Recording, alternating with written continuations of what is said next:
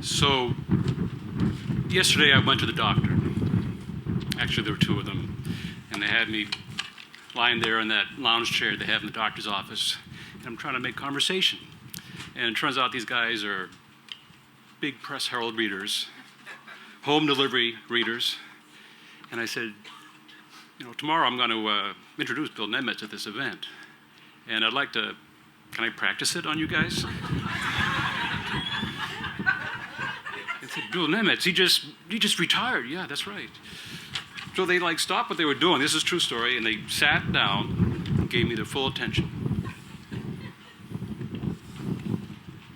Bill, I told them, started working as a daily newspaper in 1977, Morning Sentinel in Waterville, where he covered City Hall, the Planning Board, local schools. 1983, started working the Press Herald, started off as a reporter, right, Bill? And then the city desk, then city editor, and then assistant managing editor of sports, and then he began to write a column. And he wrote that column for 27 years. In 2004, the Maine Press Association named Bill Maine Journalist of the Year for his reporting on the Maine Army National Guard Battalion in Iraq. Remember that? In 2007, he received the Distinguished Service Award from the New England Newspaper Association. In 2015, Bill was inducted into the Maine Press Association Hall of Fame.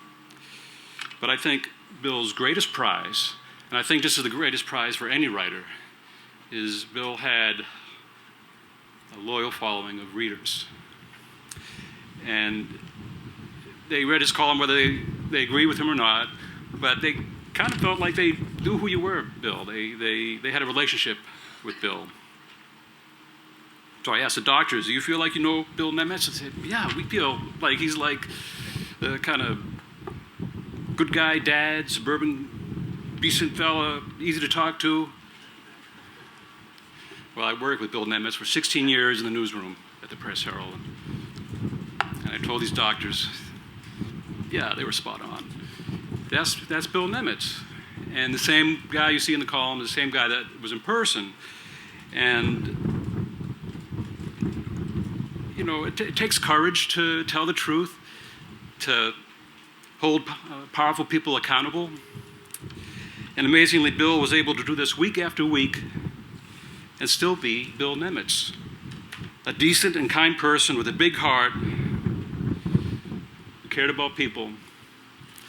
And that combination of qualities is Bill's secret power. So the doctors liked my introduction.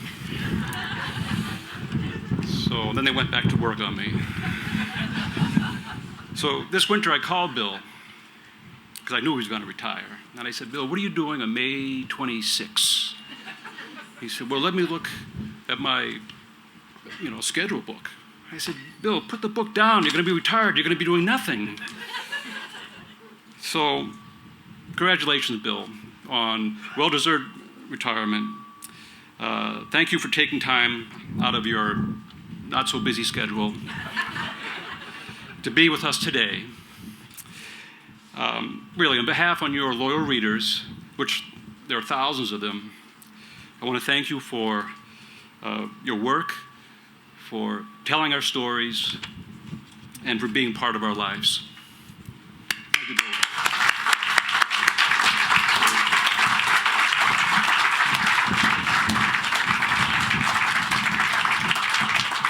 Thank you, Tom. I have a colonoscopy coming up. I think I'll ask them if they know Tom Bell. What a way to get through a procedure, I'm telling you. Well, good afternoon, everyone. And what an afternoon it is. It's spring. We're all face to face. We're outside. And I'm retired. Whoops, I'm going to have to keep my hands down here. I have to say, this past month has been a little unnerving as I make the transition from constant deadlines, no shortage of stress, to new deadlines, also constant. like getting the boat ready this weekend to take my grandsons fishing, and new stress to make sure they catch a fish. You see, if they catch something in their eyes, Grandpa walks on water. If they don't, I have no idea what I'm doing. You talk about deadline pressure. I got about 3 hours Sunday afternoon to prove to them whether I can cut it or not. We all have those moments when we truly have no idea what we're doing. And as I look back on 45 years of journalism here in Maine, my first encounter with that terrifying feeling came, not surprisingly, on my first day of work with the Morning Sentinel up in Waterville. I had no sooner settled into my desk, feeling great. I have a job, I'm a reporter, I'm a journalist, when Clayton Laverdier, who was our assistant managing editor at the time, seasoned old editor, came ambling over to my desk and said, "Welcome, Bill. I have an assignment for you. We'd like you to cover the Waterville Planning Board tonight. They start at 7. We'll need 12 to 14 inches by 11. "Okay, will do," I said with all the enthusiasm I could muster. What I didn't say, what I should have said, was, "What's a planning board?"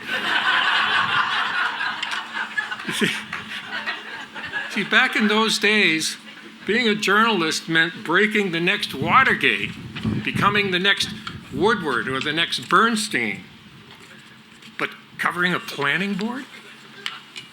It's not what I'd envisioned. But I went to the meeting, and I sat, and I sat, and I sat through 2+ hours of what felt like visiting a foreign country. The language, all this stuff about setbacks and non-conforming uses and preliminary site plans, it was all to me just utterly, utterly incomprehensible.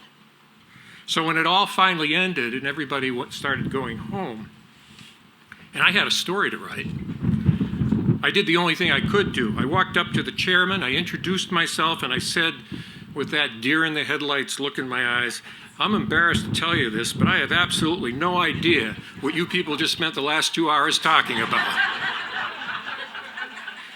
Now, the chairman was a guy, I remember his name to this day. His name was Ron Gilbert. Wonderful guy. He smiled, sat down, and gave me a 15-minute crash course on what had just transpired. And somehow, miraculously, I managed to get back to the newsroom and pound out my requisite 12 to 14 inches of copy. But I learned an important lesson that night, and one that stayed with me ever since. Local government is not easy, even if you do speak the language. And by and large, those who engage in it, they do it not for fame, not for fortune, but simply to make their city, their town, their school district a better place. You, the Greater Portland Council of Governments, and all the municipalities and associations that are attached to it, you are those people. And as I'll get into in a moment, your jobs have never been harder, never been more complex, or never been more under the microscope. And so, just as I profusely thanked Chairman Gilbert that evening back in 1977, I thank each and every one of you here today for what you do in 2022. With you, our communities function. Sometimes peacefully, sometimes not so much. Without you, the wheels come off. So let's talk about this age-old relationship between those of you who make the news and those of us who report it. A lot has changed since my Morning Sentinel days, when we not only regularly covered the city council, the school board, and yes, the planning board, we also wrote what we called advances of those proceedings to give local residents a heads up on what was on the agenda, what was coming up. Advances, who does advances? And we did this not just in larger communities like Waterville and Winslow and Fairfield, but also through a network of correspondents we employed in places like Vassalboro, Norridgewock, Harmony. I had to put in Harmony. Wouldn't you love to live in a town called Harmony right now? Of all the places in Maine, I think they got the best name. Compare all of that with today. As newspaper circulations have plummeted over the last 20 years, so have the size, the geographic reach, and indeed the number of newsrooms across the country. The decline has been staggering, brought on by the explosive growth of the internet, social media, and other revenue-robbing incursions into an information market that for generations belonged pretty much to the print media. According to the Pew Research Center's most annual State of the News Media report, the number of newspaper employees in this country fell from almost 75,000 in 2006 to fewer than 31,000 in 2020. That's more than half. In newsrooms, which of course cost money rather than bring it in, have suffered those cutbacks disproportionately, to the point where the reporter, the photographer, and sometimes even the editor are all the same person at some of these smaller publications. According to the University of North Carolina's Hussman School of Journalism and Media, which tracks this kind of thing, 1,800 newspapers in the United States, 1,700 of them weeklies, have shut down since 2004. That's an average of about 100 papers a year disappearing from our media landscape. The result is all too predictable. According to UNC, out of the 3,143 counties in this country, 200, and that's probably higher now have no daily or weekly newspaper whatsoever. That means no centralized way to share community information, no exchange of ideas. It means no way to hear what others are thinking and saying outside the political echo chambers that serve only to reinforce this us versus them polarization that plagues our politics, not just at the national level, but increasingly right here at home. Here in southern Maine, I'm happy to say we're actually better off than many other places. In no small part thanks to Reed Brower, who purchased the Portland Press Herald, the Kennebec Journal, and the Morning Sentinel in 2015, and has since gone on to own 6 of Maine's 7 daily newspapers, along with 21 weeklies. He basically owns every newspaper in Maine outside the Bangor Daily News. Hyper-local, and by hyper-local I mean those papers that really cover what we referred to earlier as kind of the weeds in some of these local towns, the things that the Press Herald, frankly, is just in no position to be able to cover anymore because we have neither the space nor the staff. But hyperlocal newspaper coverage in Cumberland and York counties does remain relatively robust compared to other areas. Under Reed Brower's umbrella corporation, Masthead, Maine, Mainly Media currently publishes 5 weekly newspapers in Cumberland and York counties, while the Forecaster Group puts out 5 weekly papers or one of them is 6, I had that wrong, in Cumberland and York counties. All 11 publications are free and have a combined circulation of about 134,000 copies. Some delivered directly to homes, others available on stands at numerous supermarkets, other retail locations. And from what I gather, that while not the best of delivery models, very few of those papers are returned by the supermarkets. They do those racks do get cleaned out. On a similarly positive note, I wrote last fall about the resurgence of the Harpswell Anchor, a local monthly that went out of business amid the first stages of the pandemic in September of 2020. Last year, missing their anchor more than they thought they would, a group of Harpswell residents got together and formed a nonprofit corporation to resurrect the paper. They raised money, they found sponsors, which in the nonprofit world is a euphemism for advertisers. And they hired an editor. and picked up where the old paper left off. Not just that, but they took the Anchor to new heights. Or, since it's called the Anchor, I guess I should say new depths. They will celebrate their first anniversary this summer. And believe it or not, and a lot of newspaper publishers would love to hear this, they're in the black. They have enough money to get them through the next year. This is how much this community values that paper. Big lesson there. Does all of this replicate the golden days when the Portland Evening, how many people remember the Portland Evening Express? Thank you. I don't feel so old. When the Portland Evening Express dedicated its large staff and its even larger roster of local correspondents to covering Greater Portland on a daily basis. No, it's not. We have not replicated that. Not by a long shot. But it's better, far better, than no coverage at all.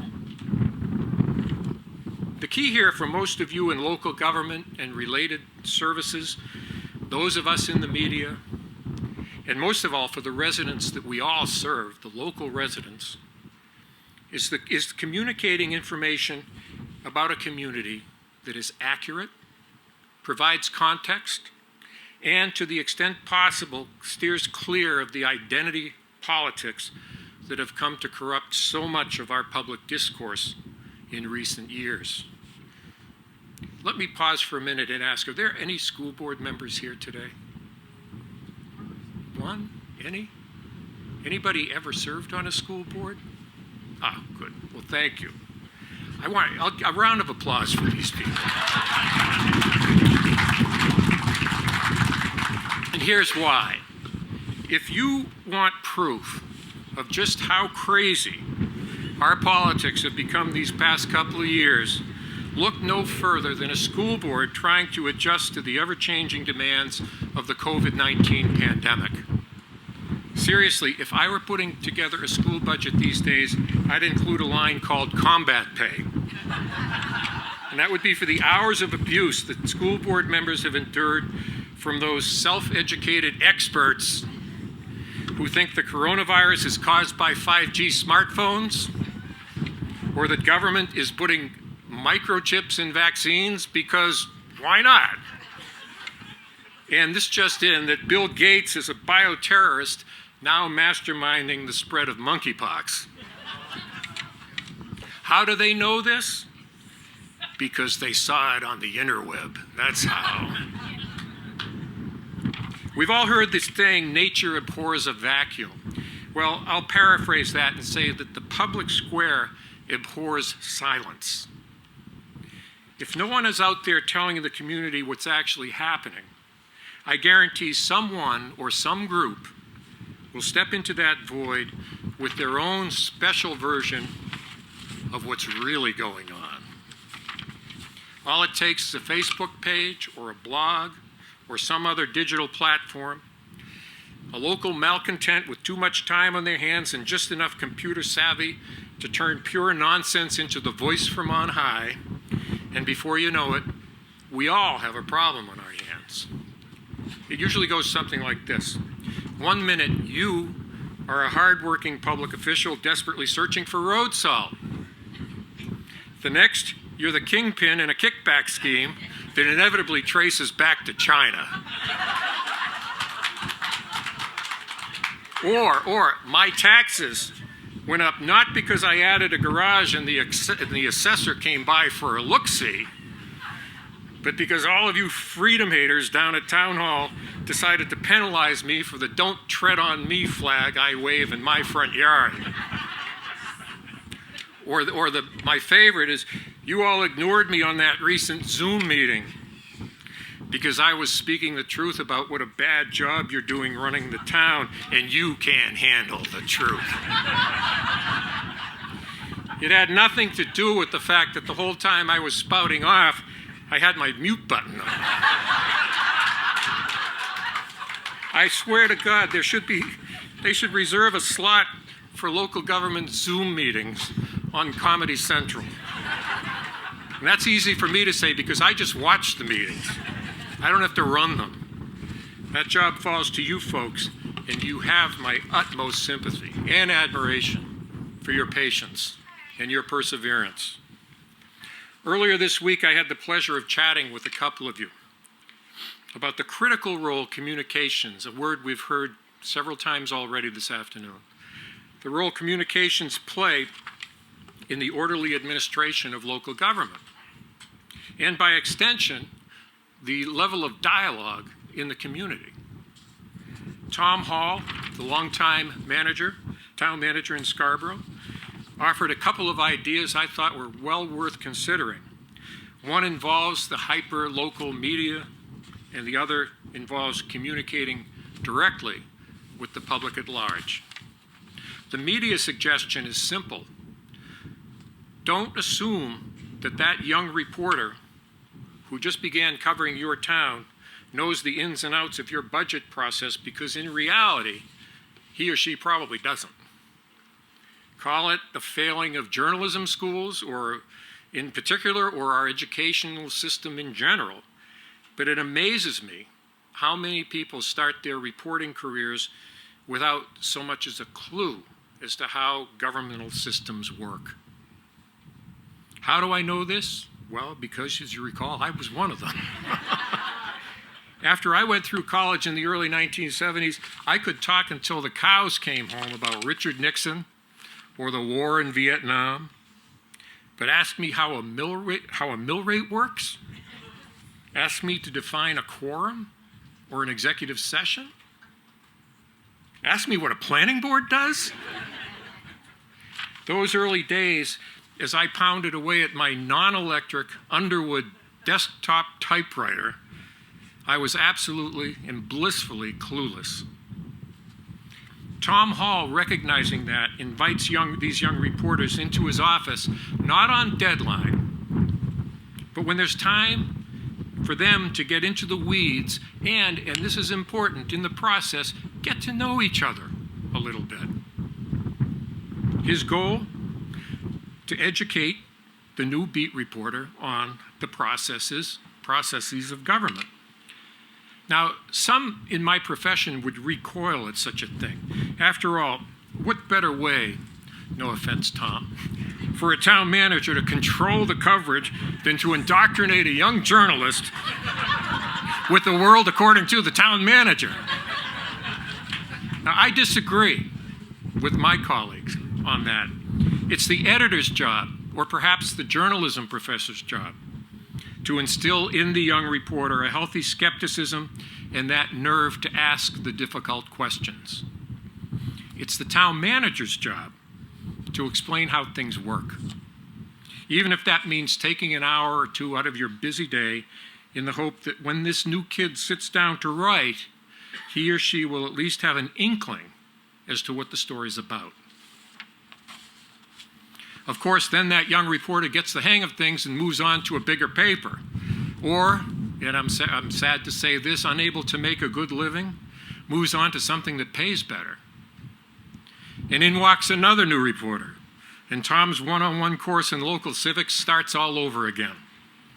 Still, he told me he'd much rather spend an hour heading off a catastrophic error than spend days or weeks undoing the damage caused by one. Tom's second great idea: elevate communications to an actual staff position. Now, I know we have folks here from the city of Portland. I think I saw Jessica Grondin here somewhere earlier. So, you know, the larger cities have this, obviously, they have filled this need for a long time. Somebody whose sole role is to handle communications. But it doesn't happen so much in smaller towns and in some of the medium-sized towns. Someone's trying to tell me something. A few weeks ago, I was part of a forum down in Berwick that began as a lofty discussion of the First Amendment, but quickly turned into a communal lament about how little local coverage the town, right down there on the border with New Hampshire, gets from its nearby newspapers, and how it's thus near impossible to keep local folk abreast of what's going on at Town Hall. One woman stood up in the middle of this discussion and said, "We pay for the police to protect us and keep us safe. We pay for fire and rescue to put out fires and respond to other emergencies. If we're all sitting here agreeing that communication is such a big priority, why doesn't our town budget reflect that? Up in Scarborough, the budget does reflect that. The town now has a communication and community engagement coordinator who produces an electronic newsletter for local taxpayers, among other things. It currently has 3,000 subscribers and maintains a social media presence that keeps people abreast of daily goings-on at the town hall, at municipal government. It engages younger citizens, the social media in particular, who might not read one of the 2 weeklies serving Scarborough. At the same time, it provides a countering point of view to a local blogger who excels at making Tom Hall's and his colleagues' lives miserable. Rather than pray the local weekly gets it right or brace themselves for the next blog post, Tom told me our strategy in recent years has been to start writing our own headlines. Great idea. Here's my prediction. The longer Scarborough continues to put its money where its mouth is, the more folks there will support this expenditure of tax dollars, not as a discretionary add-on to the municipal budget, but as a vital means of keeping people informed and, by extension, keeping the town on track. I also had a wonderful chat this week with Sandy Carter, who's entering the home stretch after 6 years on the Gray Town Council and after leading this organization. Now, Gray is different from Scarborough. It once had 2 hometown newspapers. Now it has none. There was a time when the Press Herald and the Lewiston Sun Journal used their news assets to compete for subscribers in Gray. It was right on that border between our circulation areas. But those days are long gone. That leaves the Lake Regions Weekly as the only publication that provides any regular local coverage at all for Gray. In other words, when it comes to getting the word out about the town budget or some other pressing issue, Gray's municipal government is on its own. And from its monthly newsletter to the community board at the town transfer station, which, as we all know, is the social hub of any small Maine town, they do what they can to get the word out and hopefully engage more residents in municipal affairs. At the same time, Gray is working hard to improve and expand its community access television operation. And here's some even better news.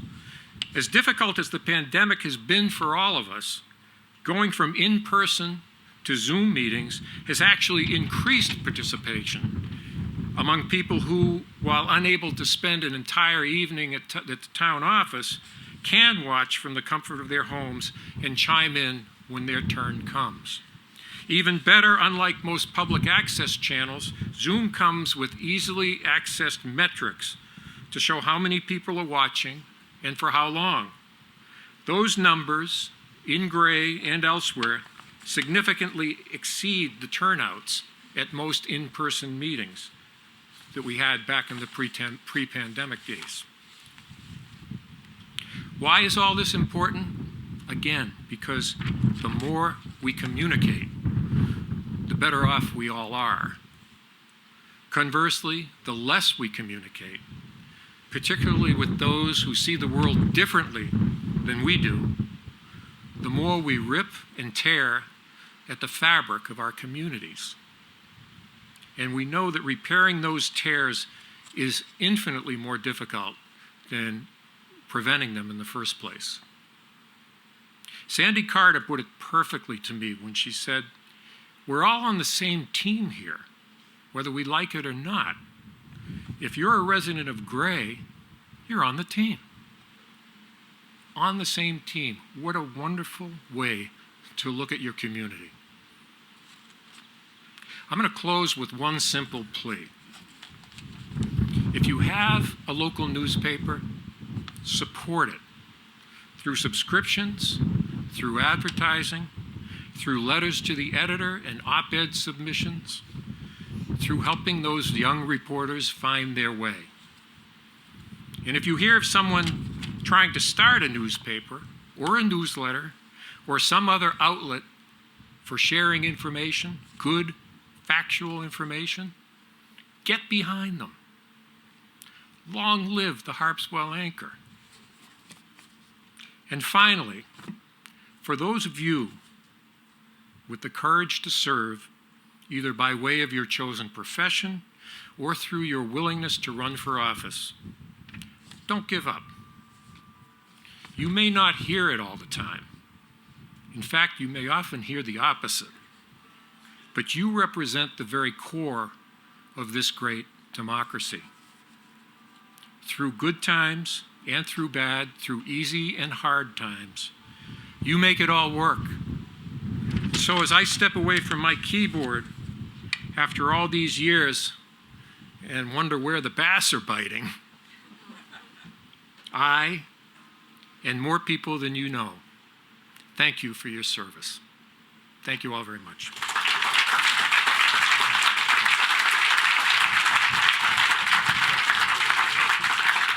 Don't go away, Bill. Don't go away.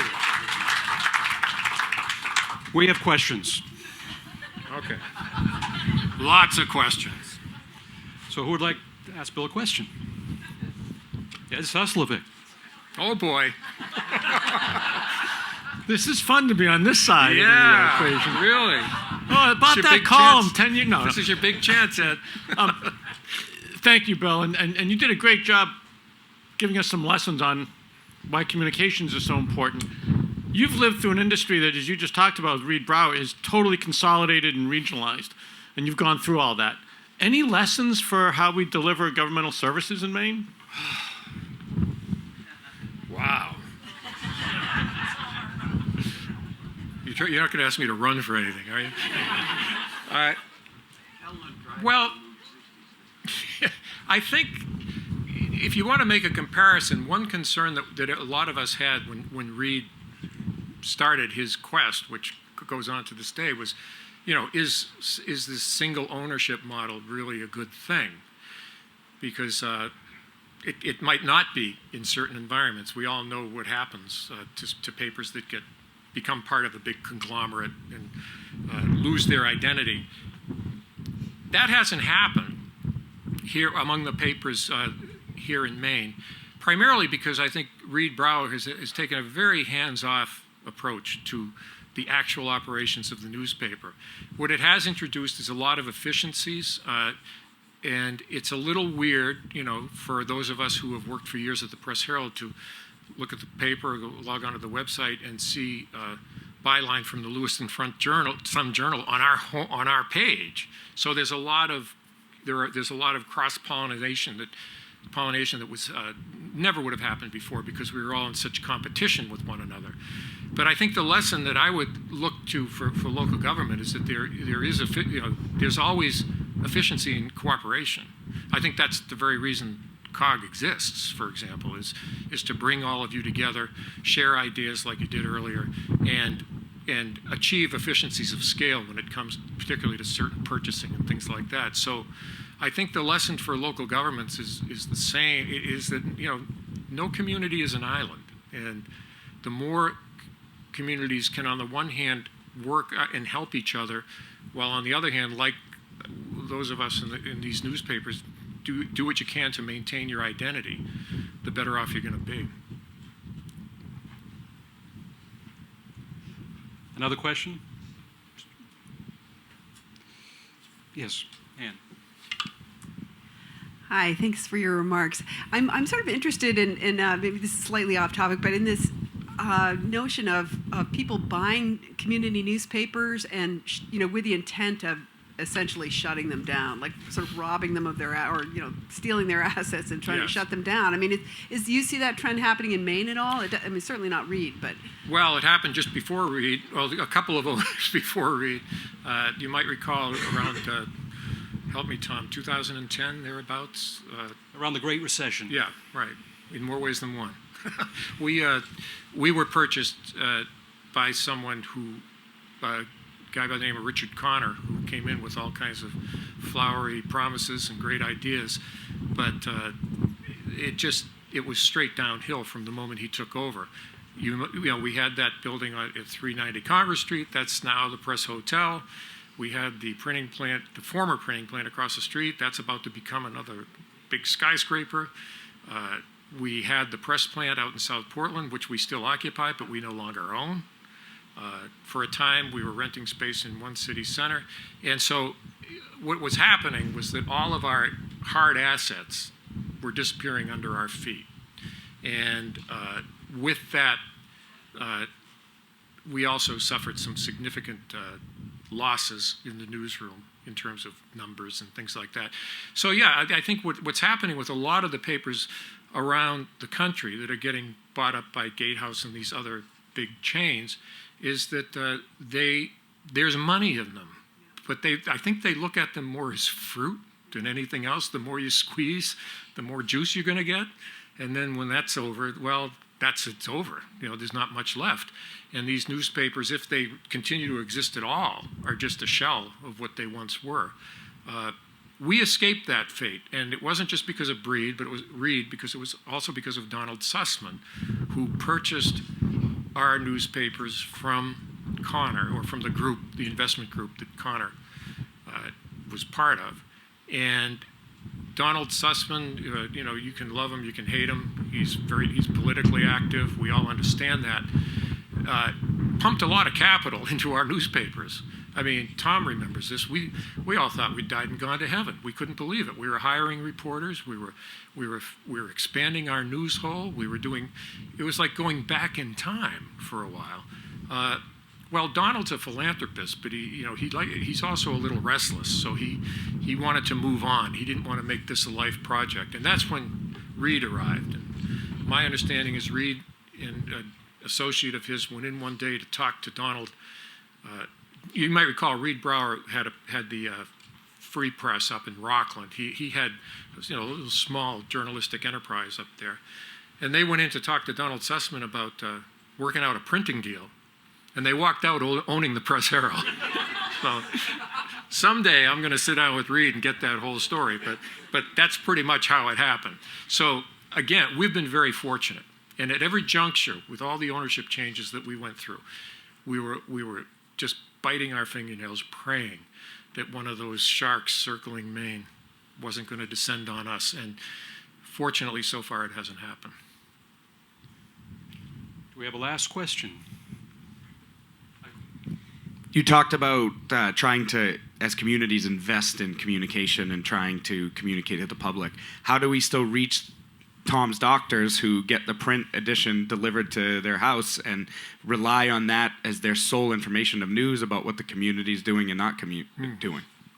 Well, Tom's doctors are, print subscribers, really? I will say this. The transition is inevitable, and it's happening as we speak. Print subscriptions continue to decline. There's no way to sugarcoat that. More and more people are going online for their news content, and unfortunately, they're going to different places than the Press Herald. I think you have to give them, you have to give them a reason to want to know what's happening. In other words, I think what I hear you saying is that they're not going to come to you, and you need to go to them. That's why I think Scarborough's model is a good one to get, particularly with younger constituents, for example. They don't read the newspaper. We all know that. My kids. I don't think they know what I do for a living. No, I'm kidding. They do, but you got to meet them where they live, and that's why I think. The town establishing a constant and maybe a little provocative presence, engaging presence on social media can go a long way. We've heard a lot over the years, in recent years, about what the great job that many police departments do. There was that, I can't remember his name, the guy up in Bangor, who was just, he's a great cop, but he should be a comedian. He could be a writer. He could be anything, and police departments, by understanding that, the power of social media, in many communities have done a great job, not only in dispelling this idea that all cops are bad and the only time you see a cop is when you're in trouble, but they're putting stuff out that become destinations unto themselves because word of mouth or people retweet or they repost or whatever they might do on social media. And now all of a sudden you have a following. So that's why I also like the idea of the coordinator, the person whose job it is to do this. And I was going to add that in Scarborough, this is not somebody that comes from, with a degree in public administration, somebody who's, worked in this, that, and the other town office. This is somebody with a communications background, and I suspect somewhat of a marketing background, who knows how to do good messaging and knows how to engage people. So the short answer, you got to give them a reason to want to come to you. And I think of all the tools out there, social media is probably one of the best. I'm not a big social media fan. I avoid it, frankly. I don't tweet. I look at Twitter, and I have a Facebook page because I used it as a journalist to find people because nobody has any landlines anymore. But despite that reticence that many of us have about getting out there on social media, we lose sight of the fact sometimes that it really can be a force for good, and it really can accomplish good things. In Buxton, where I live, we have the Buxton community page. If you hear sirens in Buxton, wait 5 minutes, and you go on the Buxton community page, and you're going to know what's happening, because somebody's brother who's in the fire department, whatever it might be, and it's not always, this is not the kind of stuff that you rush into print. But you got to take it with a grain of salt, but at least generally what's going on. And so I have become a fan of that. I guess that's it. Thank you all very much. It's been a pleasure.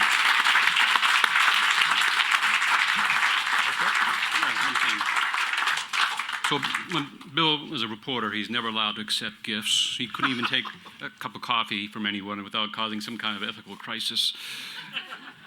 But we have something for you, Bill. And I'm thinking about that time with your grandchild fishing for bass. And let me get it. Oh, boy. Oh, no.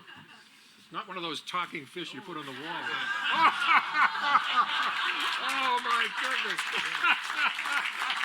Wow.